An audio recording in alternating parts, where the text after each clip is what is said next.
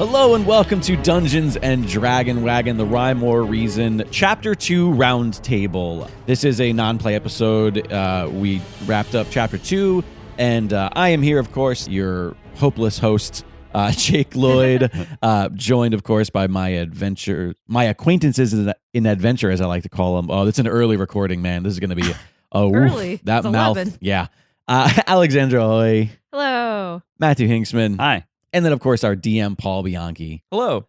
We're going to be lamenting over what happened in Chapter 2, or what didn't happen in Chapter 2, what should have happened in Chapter 2.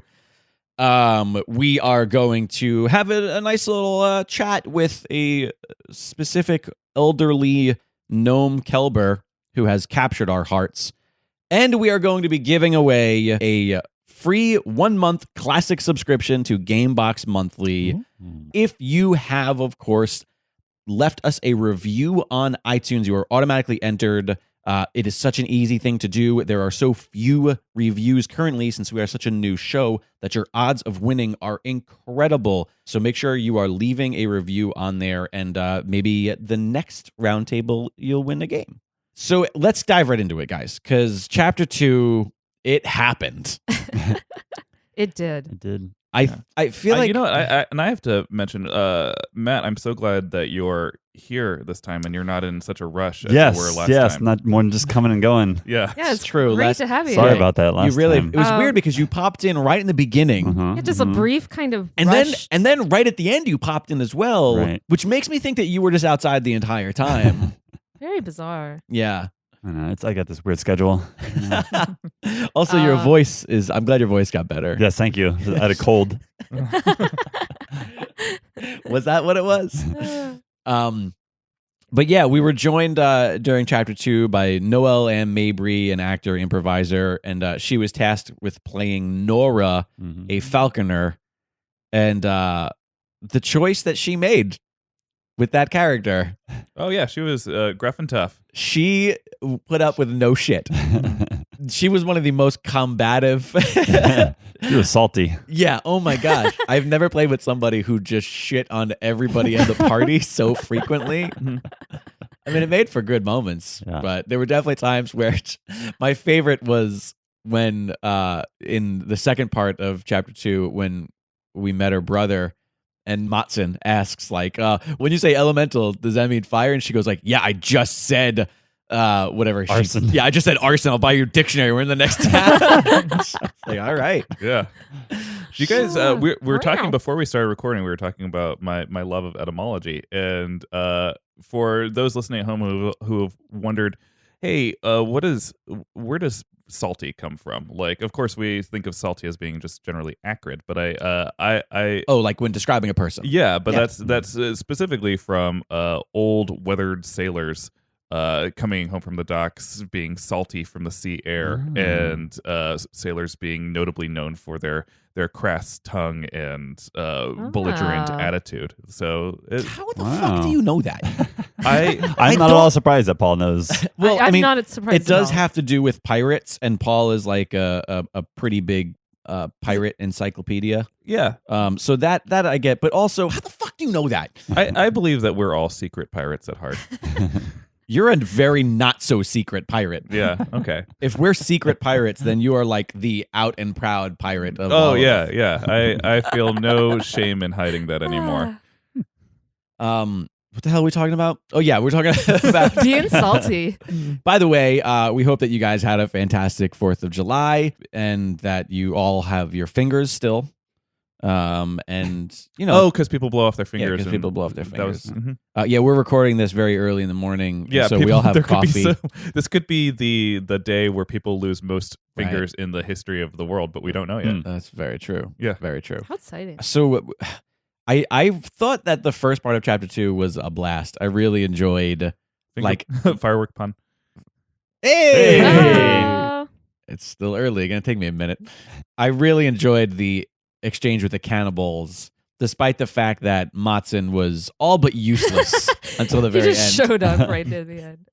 Well, I thought I was trying to be sneaky, thinking maybe it'd give us a little advantage. I mean, I think that Matsun had a very epic battle with a rusty door. And you kicked its ass. Yeah. Yeah. You did. I was probably hoping when I just knocked on the door, someone would open it for me, Right, and then I would kill them. But that worked too. Yeah. Oh, that's what you were going Yeah, for. that's what I was going for. Oh, that would have been really It's like I can funny. stay in here and struggle, or maybe someone will Someone- just open the door. And then you just stab in the face. Exactly. It all ended up very adorable. Yeah. Yeah. It worked. Adorable. And Yeah, killing whenever it today. Whenever I think about cannibals, the first word that comes to mind is adorable. Yeah. Yeah, they're so Mhm. cute. Right? I think these were probably the first enemies we faced that were like definitely evil, and we should feel no compunction for murdering them all, right? Right. Yeah. Yeah. We were all very like, okay, we know at this point. Maybe the dwarves that we murdered In chapter 1. need to be murdered. Probably it wasn't like They 100% weren't good. clear. They weren't and- good people, but yeah, Yeah, distinction. it was Sam the name of the beast that we fought in the Yeah. caves? Yeah. Yes. Yeah, And- he and- wanted to kill us, but he wasn't necessarily evil. He's just He was a a- beast. He's Yeah. a beast. Yeah, He's a but he beast. was a magically Hostile. inclined hostile Right. that Okay. was going to burn out into energy, was going to die anyway. Not that that's a reason to kill anyone, but it's not like I don't think of Sam or any of the beasts of the mine as having any sort of sentience that right. like is even that it matters that they die. Even like- it's just like it's just the living embodiment. of- Wow. If you were Paul just hiking sa- and encountered a bear We're gonna or get so something. many letters from PETA because of you right now. I mean I consider animals. And By the way, I assume a lot of people from PETA listen to this podcast. It's mostly. but I mean, I what I mean by that is like I consider animals as having sentience. I just mean that this is like magically fused together rocks. Like Right. that's what Sam was. This is a storm. It's a storm. Yeah. You Sam can't emote. Sam has Right. no. Sam can't give you love. Right. Yeah. But yeah, this was our first encounter with people who Very like clearly were evil. we're just like, oh, these, However, we did have the one guy who was a former cannibal, and oh, geez, Nora tried to murder his ass like immediately. Oh yeah. yeah. I'm sort of glad she failed. I think Me I don't. too. I don't. Oh, I us don't too. Us too. I think that people can atone, and I don't think that people who are raised into like someone, especially someone who was raised into something awful, realizes that it's awful and leaves on their own accord. Right. I think that Yeah. that person is worthy of praise. absolutely. Yeah, definitely. Yeah. Yeah, and she tried to murder him with Ralph. Yeah. No hesitation. But yeah, I was really lucky she failed too. Although if she didn't fail, it would have made for some good inner game conflict. Although that was the end of part 1. Mhm. I wonder if she would have killed that person if we would have even made it to the part 2 with her. With her, or if we right. would have ended up being like, yo, what do you know what I mean? Like, because in order for us to stay true to our characters, like, Yeah. we can't let her do that and then be like, all right, well, let's still travel with you Right. to the next town. Sure. I think that we could have explained it away as like, you know what, we're entering a land that she is from. You all three of you are very new to this land and the rules of the land. Right. Right. And so it's like, all right, I killed this guy. Now I'm wandering off to Cragshore. And it's just sort of that like, don't get on her bad side. Okay. Yeah. Although weren't we all on her bad side from the get-go? Oh yeah. Yeah. She was not having it. I don't think she has a good side. She's just cranky. That's you why I know? was so surprised by her actions at the end when she came up to me Yeah, and she was like, it's- "Oh, hey, if you ever a around here beer, anymore, yeah. let's go get a beer." I was like, "Oh, all right." These feelings were here the whole time? It's because you're emo. You Maybe know that what? was it. Do you want to know what the you see? This is the we should have made like a Skype call during this recording. Noelle is married, correct? She's She is. fairly recently married Uh, within Yeah. the past couple of years, right? Uh-huh. We should get her husband on the line and find out like if this is just how she flirts. oh, I mean, Like if that's how she got him was being like really condescending and making fun of everything he said and then being like, you want to get a beer sometime? I mean, I've heard the story of how they got together, and yeah, I think that there was probably a part in their courtship period where she negged him. Oh, that's what she was doing. She just read what was that book? The Game. Yeah. She read The Game and she must have watched that show, The Pickup Artist, with Mystery, whatever the fuck his name was. Yeah. You know what I'm talking about? Mhm, The way you're mhm. smiling right now makes me think Oh, you yeah. watched that shit and you were like, I can learn to pick up chicks now. No, I've been Noelle. You've Noelle's been Noelle? I've been Noelle. I've been Noelle's Wow. friend for a few years now, and one thing that I adore about her personality is that in one moment she can see a dog on the street or a child and be like, "Oh, isn't that the sweetest little thing?" And then then someone's. Then she's talking about someone moments later, and she's like, "Yeah, she's a real dumb bitch." You're like, wow, she's. But isn't Heart that, on her sleeve. Yeah, exactly. But So what you're saying is there was a little bit of Noelle and Nora. yeah. Hey, did you name her Nora just because of our names that start and sound a little bit like our real name scheme that we had? Or was that accidental? I just realized that. I've sort of always liked the name Nora. Lovely name. Jake Cool. and I are wrestling fans. One of the most beloved women in wrestling history is Nora Greenwald, Molly Holly, and I associate Nora with her? with her and sort of Not with that famous singer? No, I actually really have never been a fan of hers. No? I couldn't even think of what the rest of her name was. I Nora think- Jones. Thank you. Yeah. I think of Nora Freeze from Batman. Oh yeah. Yeah. Although most of your go-tos are Batman related. Yeah, usually I'm thinking about Batman. Yeah. Your How does car's this relate to Batman? your car's name is the Gray The Ghost. Grey Ghost, yeah. I mean, After the that's famous episode. that's a deep cut Mm, because it's not even a comic book. Like that's not even like that is like no, that's a very single specific episode of a 20-minute cartoon from 25 years ago. Do you know the reference, Paul? What? Do you know the reference, the Gray Ghost? No. See, you know it. No, she doesn't know it either. See, It's a good episode. You guys should I'm see it. cheersing you to Batman nerdsdom right now Thank with you. my delightful cup of Clink. coffee. What were you gonna say, Paul? Before we interrupted you about Batman? Oh, I was going to clarify here in this roundtable episode because I don't think it was covered in the episode, but that necklace that Noelle/Nora gave you, Matt Matson, at the end of the episode was the necklace of the Falconess, and what that necklace does, metagame, is that it grants you +1 initiative for every battle that you're in. When you roll for initiative, you can just always add a +1. Fantastic. You have a magical necklace that Sweet. you didn't put on your neck when she gave it to you. You were like, "Oh, thanks," and I shoved it in my pocket. Yeah. That means it's actually going to grant your pocket +1 initiative. Well, I think part of it is maybe like, I don't know how this is related to birds, but I just assume it is. So I'm not going to make it a part of myself. You know, not to sidestep the combo too much, but you weren't here at our first roundtable, Matt, Yeah. and we all discussed a little bit about like where we came up with some of the ideas for our characters and like little nuances. Like, what was the catalyst for Matson, and then also where the hell did this fear of birds idea come from? So the day that we recorded episode 2, part 1. Yeah. I think I was just doing some research, like how to make your character better and everything. And Oh, okay. I think I saw a thing like, what is your character afraid of? I was like, oh, I don't know what Matson's afraid of. I guess he needs something. And I went back to how Matson really likes spiders. I was like, all right, well, what eats spiders? Like, oh, some birds. There are birds that eat spiders. Brilliant. That's great. Yeah, so like, all right, that'll make that a thing. I was not. I didn't tell any of you guys that. I was not prepared for us to have 2 bird-centric episodes in a row. Immediate the following. day that I decided that was a thing. So that was it was just a pretty total amazing coincidence. You're like, he's afraid of birds, you and you go. walk up to him with a giant bird. Yep. Well, and a little insight about Rymor that actually makes a fear of birds not as odd of a thing is that Rymor is actually populated with several very large birds. Of course, we met Ralph, who is a large falcon that spits acid.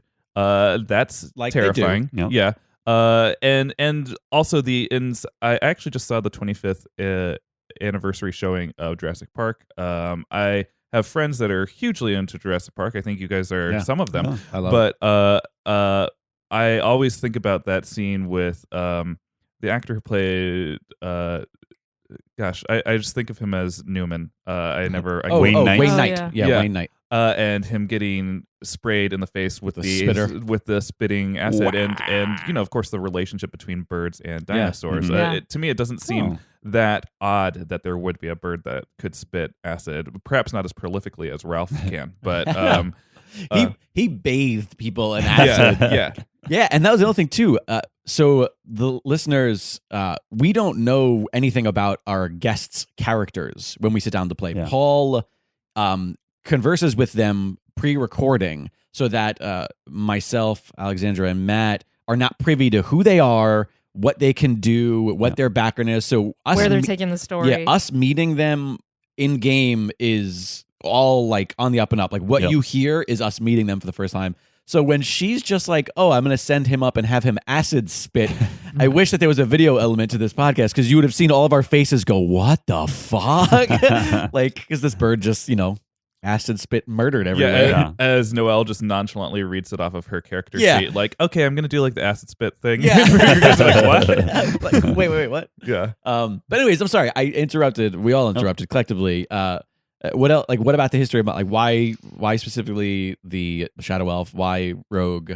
Why was there any other catalyst other than I want to play this kind of character? I hadn't played this kind of a dark character before. Okay. The first character I played was a paladin, Right. and you really have to kind of know what you're doing because it can be boring. Right. There's ways to make it interesting, but I'm not good at that. So At making a paladin. Yeah, making someone who's always supposed to be Right. good and not supposed to be too much gray. Right. Right. There. So let me try to play a quote unquote not evil, but like a darker. Morally questionable. Yeah. I mean, yeah. we brought that up in the first roundtable. How it's hard to It's play like lawful a good. lawful good character Yeah. because it sometimes just sucks a little bit of the fun out of the moments Sure. of But we also got into this nature of what is good and what is evil. When I Right. think of paladins, I was a huge fan of the game Mass Effect, and there was this class of warrior in the Mass Effect series called a Justicar that I feel like was very similar to paladins in the case of everything's black and white. Yeah. And a Justicar and a paladin might go to Gregor, the former cannibal, and sentence him to death. Regardless of if he redeemed himself, he still spent his formative years consuming human flesh, Right. which is a no-no to perhaps a no-no to paladins. We don't know the rules of paladins Yeah. in this world. in the but- big book of no-nos. yeah, the big book of no-nos written by Junk. Aw. Yeah. See, there you go. Yeah. Paul can make it interesting, probably. Well, and I think this world lends itself to that for sure because it's just a little bit more chaotic and Mhm. Well, there's a little bit less rules. And then that's what you were arguing. We were like, oh, lawful good's boring. You're like, well, actually, you guys have been pretty lawful good for the most part up to now Right. because Yeah. it's not like we've really gone out of our way to actively do anything morally bad. Right.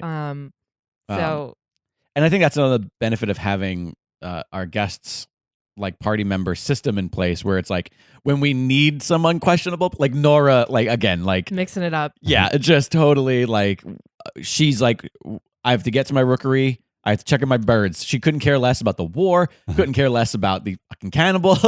These Yeah. people, Well, I mean, consider the background for that character, though. Sure. On one hand, I like that character choice because she cares about her town. She cares about her job, and Her brother. it was just destroyed. And she's very eager to go see what happened and check on the do you know status. what we never found out? And when I was listening back to the episode, I was sort of shit, we never probed why she wasn't there during the attack. Mhm. Somebody, I think Paul had Ornie specify oh, and where were you when the attack happened? And she was I was out on business or something like that.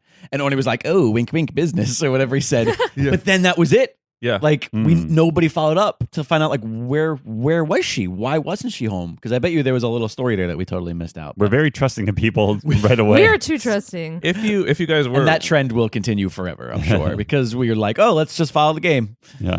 if you guys were wondering, in the email that I corresponded with Noelle, I said that she was away from the town doing something in relationship to honing her falconry craft outside of the town. Gotcha. And I left this open because I wanted her to fill it in if we breached that subject. And so if she was at a conference for falconers, if she was meeting up with the person who trained her to be a falconer, perhaps there was a romantic relationship there. Who knows where she was off, but I wanted her being away to add to her character's feelings. Perhaps if we probe deeper, we could have determined that there was a vast amount of guilt that she had for being away during this time of need, where she Right. and Ralph could have been of help, perhaps. I imagine so. Yeah. Yeah. Which I'm sure, considering how great at puking that bird was, they probably definitely would have been a foe. Yeah. But all right, really quickly, let's get into exactly what happened in chapter 2.2. because I feel like 2.1 with the cannibals was fun. I had some really fun little moments in there. Junk almost got murdered, stabbed in the shoulder. Matson Pretty did brutal. some psycho murdering. We had puke birds. We had a sweet little lady who we saved from a cage. And then we got off to Crackshore proper. And I feel like from the second we stepped foot in that town, everything went wrong. Like there was not a single roll that anybody had that was like over a 7 or something like that.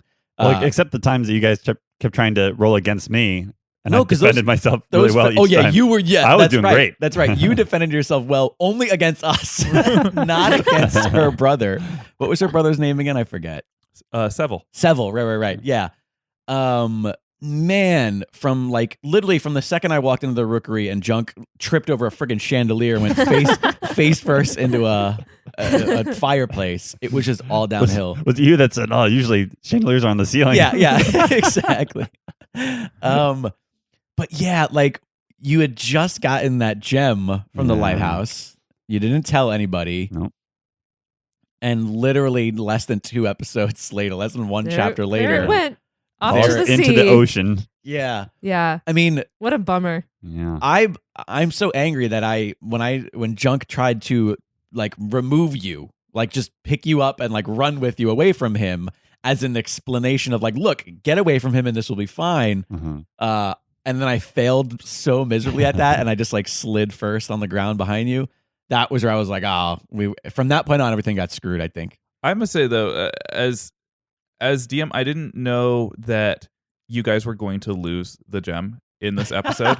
How could you? But I'm also happy that it's gone in a way. Really? Because given that you guys now know how it worked, that it's this beacon of Source magic activation that of people who are channelers who don't require blood or source magic to do their magic, that it's just sort of innately in them. When they are around that stone, it gives them this power, and it just would have put a big target on you guys moving forward. The enemies that you would encounter who could have been activated just by being near you, it was a dangerous object for you guys to hold. Well, I appreciate you trying to soften that blow. Yeah. But it doesn't make the ending of that chapter any more embarrassing on our part. Uh-huh. I mean, we did first off, we did absolutely nothing to prevent this guy. Like, Yeah. I think all of our attempts even failed. Nora, like when tried to put him to sleep, Nora like tripped and put herself to sleep with Ornie's last sleep potion. I mean, Adeline shot him in the hand, but that didn't stop really anything. And then Ralph just dumped it was like literally, you can sum the entire thing up in like those 2 things. Like, oh yeah, Junk tripped, Adeline shot a guy's hand, Nora put herself to sleep, and then the bird threw the stone in the ocean. Yep. Roll credits. We read Real- some letters, though, right? What is that? Can we read some important letters? We did. That is actually Yeah, a good point. That's probably the most important part of that episode. Yeah, and especially because we found out that for some reason, the uncrowned King of Kings Promise has requested the help of people slightly southern than him, including Crackshore. Mhm. And we don't know why. We have no idea. We don't know like if it has to do with the gnomes, if they've attacked up there as well, or if it's something completely unrelated. We could get up there and it could be like, oh, there's a fucking goddamn giant wolves are attacking. I don't know, vampire. Like we have no idea what's up there. I want to Yeah. meet wolf vampires. Well, and if there's one thing I've learned from playing many RPGs in my life is that when someone requires help from you in a game and you give them that aid, then you have leverage to ask them for their assistance in return, which Yeah. is helpful because we don't know what the king, uncrowned king, will want from you, but you know what you want from him, which is aid against the gnome insurrection. Right. So we found out that he was there. We also found out that Silverhammer is still standing, and according to what we know, it's the only city in Shel's Basin still standing. Whether or not, Formidable place. yeah, I feel like that's got to be endgame, right? Like we got to end up in Shel's Basin. I feel right? like Eventually. Silverhammer I mean, I know we're is getting ahead of ourselves. definitely where we're all Where shit's migrating gonna to. go That's down, despite the fact that we're heading north right now. Right. But yeah, it was a clusterfuck of an episode, and I'm glad that it's done because it was such a failure. I did notice something about last week. We spoke about voices, as far as like the decision to use voices in character, and I had a realization during this last chapter, listening back to it, and that is like when I started with Junk, I tried to really make sure that I put a lot of that tone in the back of my voice. And then that got exhausting. So eventually it kind of came a little bit higher. And now it's not so much down here as much as it is just kind of up here. But then when he gets kind of inquisitive, he ends up up here. And I think eventually he's just going to become Beavis. Eventually he's just going to be like, fire. Yeah. Like Titicaca. Like I realize like I'm just doing Beavis. That's all it is. Junk is just low-pitched Beavis. Wow. It's a combination of Butthead and Beavis, maybe. Yeah. Can we get some artwork of a Junk Beavis like Junk with Beavis on his shoulders, like just like he's carrying or around, Junk with like Beavis's hair? right? What kind of has Beavis's hair? It's just gray. Similarly, I've noticed with black. With Ornie, I try to do this higher pitched English elderly voice, right. But I also play this character, the Scone, who's a superhero who has a higher pitched English voice minus any aged affect, right? And I slip out of the aged sometime and just do the Scone. Well, you I feel like that Scone is sort of a go-to voice for you. Yeah. So I feel like that's just something like when you're not thinking, that's just the voice that you do. Yeah. For listeners who are like, what the fuck are they talking about? Google Adventures of Pink Girl and the Scone. Is it the best way that they could find it? Yeah. There was this other fun little web series. That specifically, it's the New Adventures of Pink Girl. And the I apologize. Yeah. The New Adventures of, but they're quite old at this point. The old New Adventures of Pink Girl and the Scone. It is like a fun mockumentary, bad superheroes web series that Paul did with his writing partner and his the co-host of Myth Understood, Sarah Oliver. It's quite zany, and I make an appearance in it as the Batman knockoff. What was his name? The Dark Orphan. Dark Orphan. Yeah. He was a very moody Batman. And you did sort of your Matson impression for him. But it was a little bit more growl there. Like I feel like like half Junk, half Matson. Right? Yeah. I'm trying to remember the voice I did for Junk Dark Matson, Orphan. Baby. I just remember that because you wanted him to be sort of like a whiny emo kid. That like every now and then I would slip out of it and I'd be like, I work in the night, I work alone, and like, come on, guys, I don't want to be here. Like, you shouldn't be with me. Like that was the bit, right? Yeah. That was a fun time. Yeah. Didn't I get killed by a mugger or something in that? You sure did. You were in that too, and you got murdered? Yeah, you got briefly. shot by Dan Martinez. That's right. Shot by the guy who did the theme song to Dungeons and Dragons. Man, wow, full circle. Incestuous group. We need to go. we need to go back and reinsert Alexandra getting murdered by somebody in that show. Yay. That way, murder me. Anyways, chapter 2 is a clusterfuck. I'm glad it's over, and I'm really excited to move on to chapter 3. Some fun stuff in store. Yeah. With that said, do you guys want to give away a game box subscription? Yeah. All right. So here's the shtick. Hold on, let me leave a review real quick. Maybe I can get in on this. Oh no, we realized last week that you are not eligible. Boo. Only Paul is eligible. Yep. I don't know. And I'll never leave a review. So once again, this is a free 1-month classic subscription to Gamebox Monthly. It essentially equals one free tabletop game. You can't beat that. Simply leave a review on iTunes and you're automatically entered to win. Then you have to listen to these roundtable episodes in between chapters and find out if you indeed won. The winners are completely chosen at random, but again, there are great odds right now because there are so few reviews because we are such a new show. They are chosen at random, and you can only win once. That is a caveat. But once you enter, you can always win as long as we are running this contest. So it's not like you have to leave the review the week of the roundtable or anything like that. So if you entered or if you left a review and you didn't get picked today or you didn't get picked for the first one, like you are still in the pool to win. It's as long as we're doing this, your potential to win is there. So the winner of our Chapter 2 Roundtable Gamebox Monthly 1-month classic subscription giveaway is... What the hell was that? Alexandra just had a stroke. The winner is Twisted 2.0. Whoa. Twisted with a Z. Whoa. 2.0. So twisted. Nice. Congratulations, Twisted 2.0. If I'm not Yay. mistaken, Well done. he specified in there that he was a fan of the Wrestling Compadres podcast, also on Dragon Wagon Radio, Oh, cool. that I every now and then fill in for and I help produce. And he said he came over from there and he really enjoyed it. That's He- great. He's never listened to an RPG show nor played an RPG, Oh, no and he way. said that he enjoyed it. So thank you so Even much better. for that review. Congratulations Congrats. Thanks, dude. on winning. Also, congratulations on clearly murdering Twisted 1.0 Yeah. and taking his There can only be one. or her name. I'm assuming it was in some sort of death match, potentially in like a Definitely. Hell in a Cell Hell in a Cell, style yeah. structure. Mhm. there He was got all probably- the way on the top. It was probably like, yeah, he probably threw the other one off the top, Yeah. a la Mick Foley, Yep. and murdered him. So yeah, congratulations, Twisted 2.0. You have to email us at contact@dndwpod.com. Email us at contact@dndwpod.com to claim your free 1-month classic subscription to Gamebox Monthly. You have 3 weeks. That is how long you have from the time this podcast airs. Don't be like, I listened to it, and then it was 3 weeks from then. You have essentially until our next roundtable airs to email and redeem your victory here. Once again, if you have not won, but you have left a review, you're still entered to win. Listen again in 3 weeks for our next roundtable.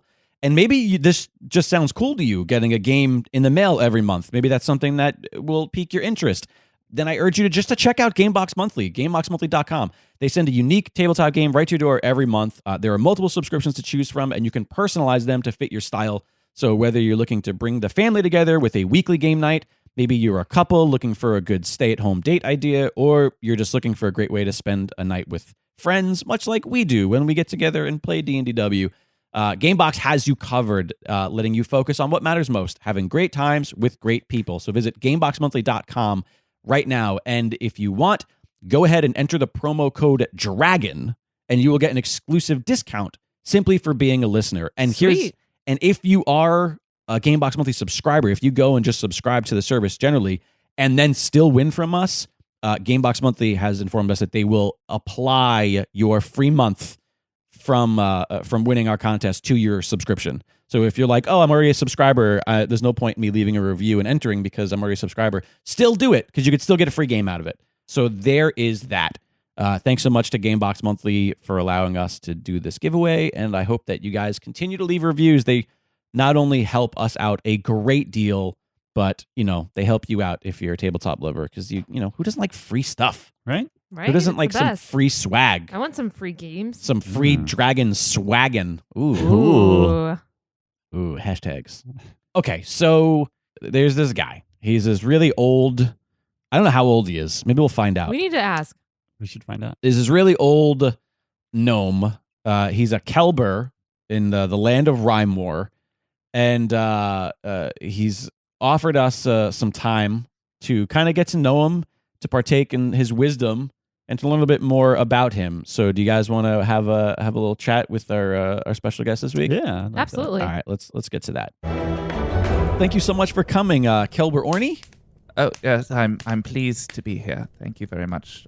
You all look so youthful and sprightly today. You know what? I mean, You're very sprightly. you, Thank you. for a elderly man, if you don't mind me calling you elderly. It's accurate. Yeah, but I hate you calling me. I'm so sorry. Oh, but you offended him. You're very spry. The way that you got in here was. I've always felt about the word spry that people only apply it to elderly people. You never say like, "Look at that young man, he's so spry." You'd say, You're right. Yeah, You're Very right. true. I disagree completely. I think I've used that word multiple times. But listen, I don't want to start this interview off disagreeing with our, sure, our yes. beloved guest here. But I have to say, I've never met a gnome before. Me either. So it's Matt's silence that makes me assume that he has met He must have multiple met gnomes. many. I mean, Mo- everyone as a giant, gnome-like to me. As a giant, everybody's a gnome. Yes. That was good. Well, I'm pleased I could be an emissary for my species. Yeah, and you don't mind if we ask you specifically just about being a gnome? It's not offensive, is it? To ask. No, Oh. it's what we are. Great. Yes. First off, where are you from? I was born in Torport, actually. Oh. Torport is a southern free city in Shel's Basin, and as it is the bordermost town of the cities of Shel's Basin, it has the closest proximity to where the gnomes have set up their empire, and so thus it has the largest influx of a gnome community. Right. Oh, that's and where you grew up, it was primarily gnomes? I lived there mostly as a young man, so about from baby to 40. Oh, 40 is a young man in gnome world? Oh, of course. There's you have a little dog with you, Campo, and you might be aware that larger dogs live statistically shorter lives than little dogs. Yes. And so too holds true for gnomes. Oh. We live to 300 to 350, give or take. Wow. I learned something about gnomes and dogs today. Yeah. Do you mind, may I ask how old you are? It says that I'm only 275 on my license, but I'm actually 280. Wow. And Wow. and your license for what exactly? Kelber ship. Oh, that's right. Okay, so you are indeed a Kelber. I am a Kelber, yes. And a Kelber is a title given to somebody who does a specific job within Shel's Basin, correct? Yes, those who have devoted and dedicated their lives to caretaking the Kelber stones are given the title, or the Kelbana stones, rather, are given the title of Kelber. Clearly, I've done an excellent job. Yeah, and how long, when did you become a Kelber? I became a Kelber at... I was rising up in the order, studying alchemy, and someone said, "Hey, you should go over to that Kelber." It was about 112 at the Wow. time. So, Wow, long time. I mean, so from the time that you left your home village at 40 to the time that you were in your hundreds, where you were not a Kelber at that point. No, I was an utter rastabout. I was doing anything I could to get by. I was a gambler. I was I whored. I slutted my way through the seas. I spent some time sailing. Do you know what? Since when I'm sailing? Yes, gnomes are terrible sailors. I was going to say, I always thought that. Fairly useless on the high seas, and I was determined to make my mark.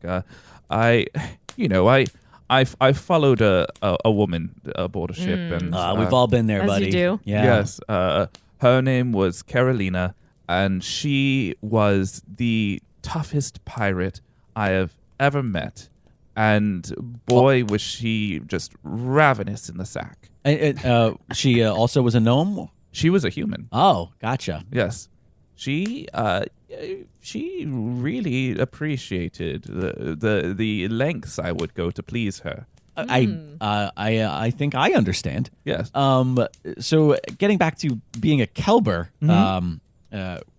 which I don't think requires any sort of prerequisite of sexual prowess. Well, you'd be surprised. Oh, okay. I didn't know if maybe Is it kind of a rock star position? Is it very like? Oh, it's a very respected position. Ah.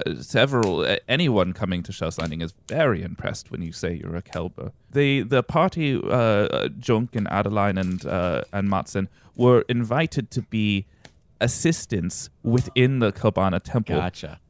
Which like PAs.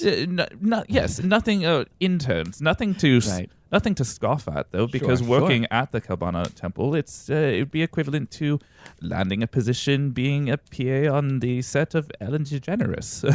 You know who Ellen is? Oh, of course, everyone knows who Ellen she's is. so beloved. You know, she is a transdimensional mythical creature. She goes from land to land, traveling and spreading her goodwill. I had no idea. I've but heard it doesn't that. surprise me. I'm slightly distracted here. I'm just noticing this delightful owl You're pendant. pointing at me. Yeah, Yes. the owl pendant that you have hanging. Oh, That is yes. so lovely. Thank you very much. What? You know, it actually has a cork at the bottom. Oh, it does. Yeah, Is there something inside of it? there is nothing inside of it. Oh. It was something that was gifted to me from one of my tutors along the way as I was learning alchemy. And he said, this pendant is very beautiful, but it is utterly useless. Oh. Do you know why it is useless? Because the cork is at the bottom. Right. The cork will fall out if you put it. You can't count on it to hold things. But it's very attractive, and it was a mistake, and I took pride in accepting it because I perhaps at one point in my life I felt acquainted with people who make mistakes, and this craftsman surely thought, what an awesome design to have the cork in the bottom, but utterly useless. It's a shame that they couldn't maybe put a hinge with a snap, sort of like, I don't know if you have this in Rhyme War, but like, they've started making ketchup and mustard bottles with the opening on the bottom so that, it settles down the bottom, but it has like a little snap. That would be... I know who Ellen DeGeneres is. I have no idea what ketchup is. Oh, that's fair. Fair. But mustard, wild mustard grows all around. It's worthless as an alchemical ingredient, but quite tasty. So you mentioned alchemy. Yes. Have you always studied alchemy, or is that something that you started doing when you wanted to be a Kelber? I think because of my wild youth, I've always been resistant. Your wild youth meaning up until you were in your 112. Yes. I was always resistant to authority figures and rules just generally, and when everyone told me there are these Kelbana stones, and if you want to study magic, you have to study the magic the way that you've been taught. I found these old books of alchemy, and I thought, why are we casting this aside? It's so useful, and in the absence of Kelbana stones, if that should ever happen, then perhaps it would be incredibly useful to know these ancient tools of magic. And you've been shunned as an alchemist. Oh, yes. All the other Kelbers of the Order are like, why are you doing this? You could be shooting blue fire from your fingertips. And I don't want to do that. I would rather come up with delicious cocktails that can turn your skin into stone, for instance. Speaking of delicious cocktails, I apologize. I'm noticing that you're trying to stir your tea that we set aside you, but you're nowhere near the mug. You're sort of stirring beyond the mug. Do you have well, that spoon is too big. Oh! I was just curious. Can you not see it? Do you have a problem? I can smell the tea, so thus I know it's there. But if you're referring to my cataracts, yes, they are. They set the world in a very interesting fog. When did you develop cataracts? Oh, that's a fairly recent development. I'm still getting used to it. Right. I've been working on an alchemical medicinal to apply to my eyes to hopefully prolong my ability to see, but who knows? I'm probably live fast, die young. I'm probably going to die at only 300. Right. Yeah. You're quite a rock star. I have to say, you're. I mean, I appreciate the punk rock nature of you sort of going against the grain. Mm-hmm. You must have watched a lot of people die throughout your very long life. Yes, I have watched several people die. Some from a distance, some of old age, some at my very hands. Oh, really? Wait a minute. Oh, yes, I've killed so much. Is that just come with the task of being a Kelber? It certainly does. People are very often trying to sneak into the temple and stow away with it's a very well. We've always considered it a very foolhardy task because these sneak thieves would climb up the tower and open up a door. They'd be dressed like an actual cat sometimes. Some of them wear cat ears on their head, and they think that they're being so sneaky. But we had such magical defenses that as soon as they would open the window, I would just be ready with. I took personal joy in setting up traps, and I would just launch them out of the tower with a large carved log, and it would send them down to the ground. We'd set up spikes on the ground to make sure that they were dead. Wow. Yes.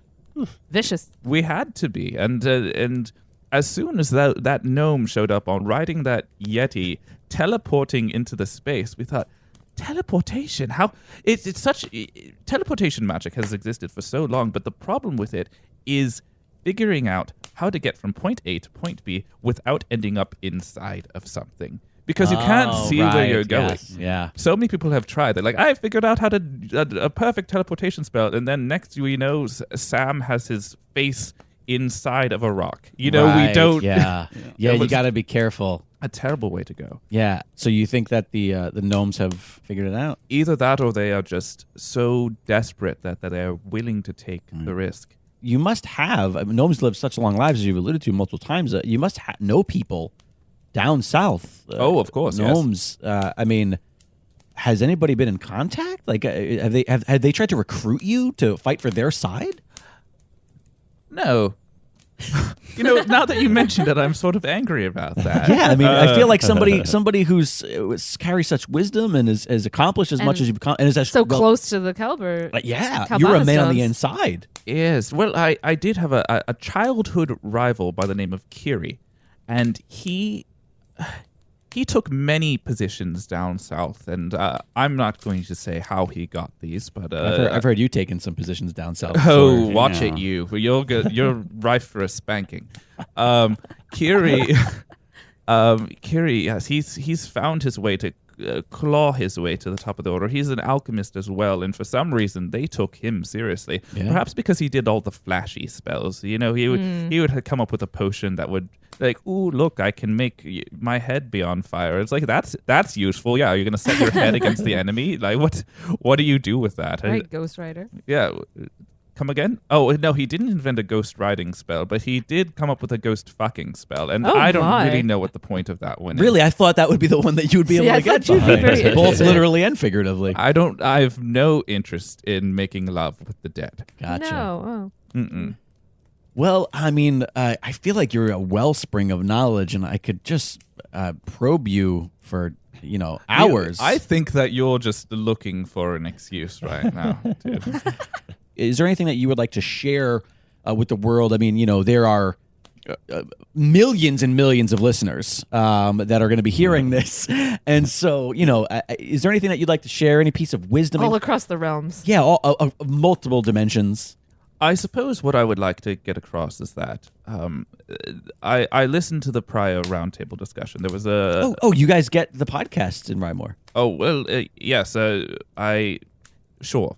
For the sake of argument, sure. I get.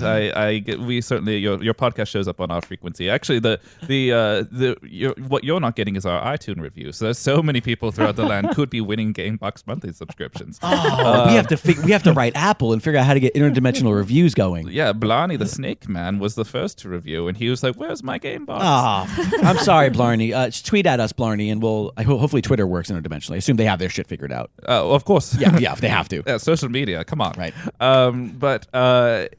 Yes. What I wanted to get across was this notion of good and evil. How we spend so much time talking about, well, was this person worth killing? Was this person is this person a hero? Is this person a villain?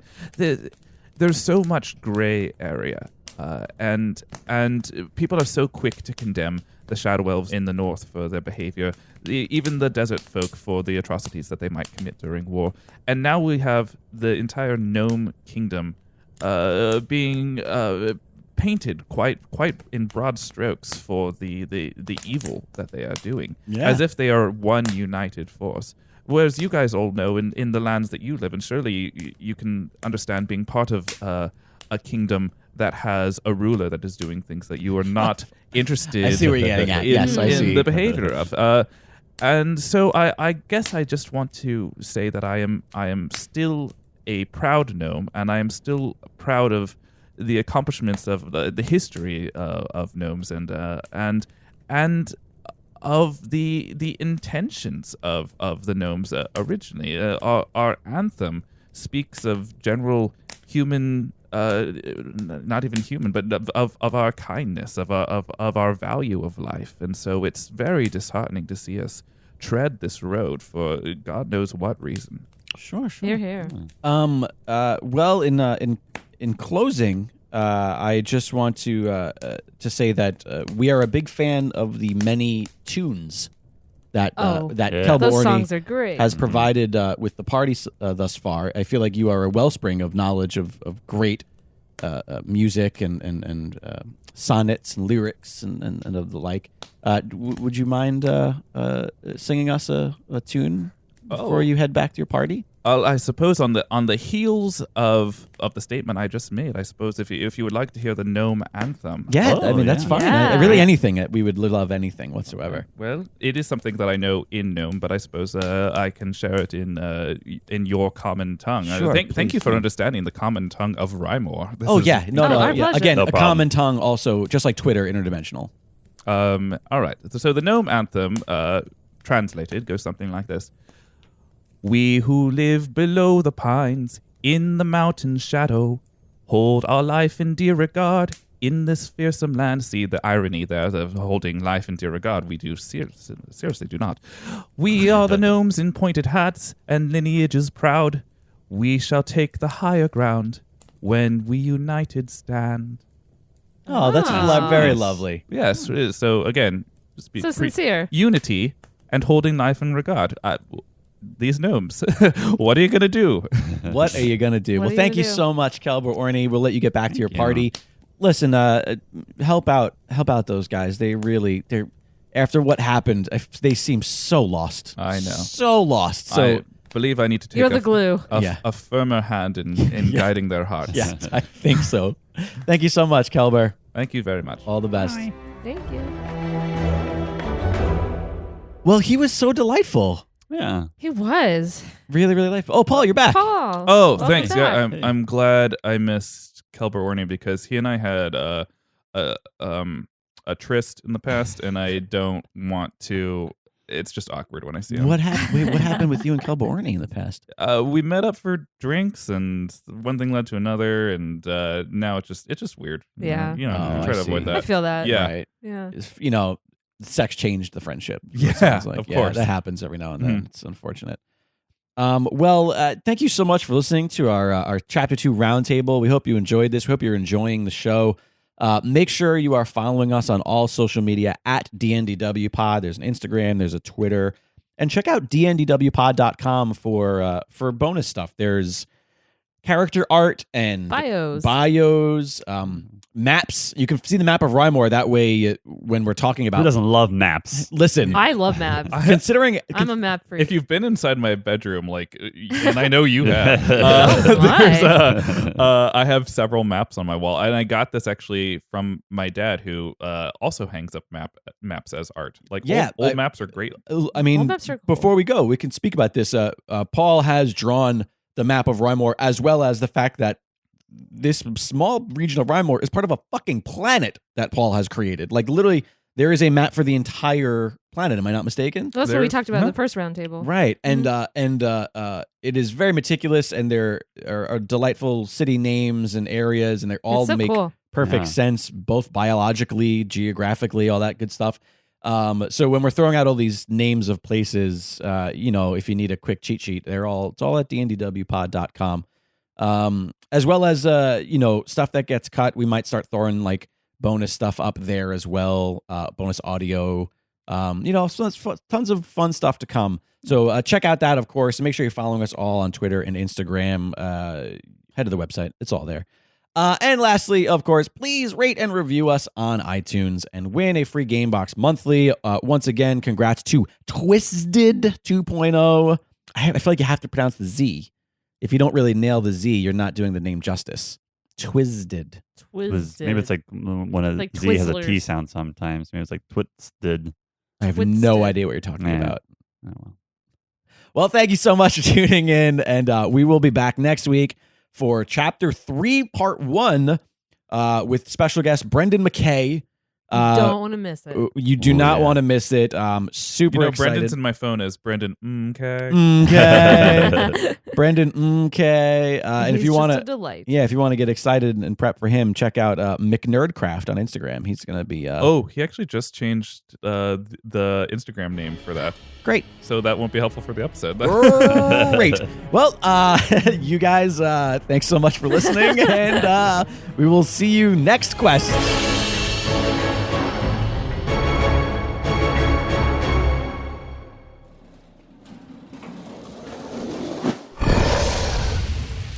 It's Dragon Wagon.